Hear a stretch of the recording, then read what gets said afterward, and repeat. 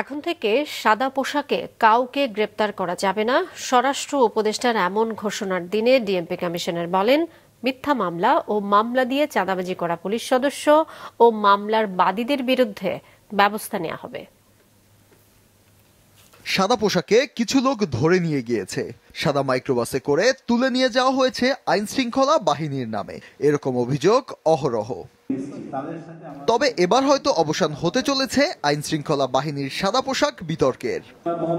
সকালে খুলনায় এক মতবিনিময় সভায় স্বরাষ্ট্র উপদেষ্টা বলেন, সাধারণ পোশাকে কাউকে গ্রেফতার করা যাবে না, অবশ্যই আইন শৃঙ্খলা রক্ষা বাহিনীর নির্ধারিত পোশাক পরতে হবে। সিভিল ড্রেসে কাউকে অ্যারেস্ট করা চলবে না, যে হোক তার জ্যাকেট পরতে হবে, তার আইডেন্টি শো করতে হবে।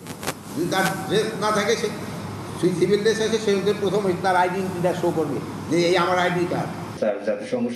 এদিকে মিথ্যা মামলা ও মামলা দিয়ে চাঁদাবাজি করা পুলিশ সদস্য ও বাদীদের বিরুদ্ধে ব্যবস্থা নেওয়া হবে জানিয়ে ঢাকায় এক সংবাদ সম্মেলনে ঢাকা মহানগর পুলিশ ডিএমপির কমিশনার বলেন, জুলাই আগস্টের ঘটনাকে কেন্দ্র করে রাজধানী সহ সারা দেশে মিথ্যা মামলা দিয়ে হয়রানির ঘটনা বেড়েছে। এই মামলার বাদী এই সকল আসামির কাছে যে টাকা চাচ্ছে, এই আসামিকেও ভয়ের কোনো কারণ নেই, তাদেরকে আমি অ্যারেস্ট করব না।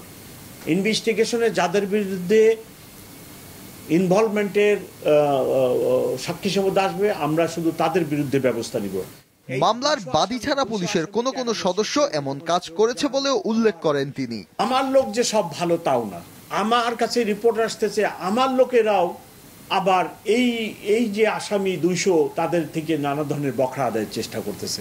উভয়ের বিরুদ্ধে ব্যবস্থা, এবং আপনারা খবর নেন, একজনের বিরুদ্ধে অলরেডি আমি ব্যবস্থা নিছি।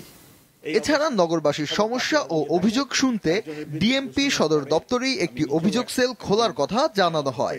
পাশাপাশি দ্রুতই ওপেন ডে আয়োজন করা হবে, যেখানে নাগরিক সমস্যা ও পুলিশের সেবা কার্যক্রম নিয়ে পরামর্শ নেওয়া হবে বলেও উল্লেখ করেন ডিএমপি কমিশনার।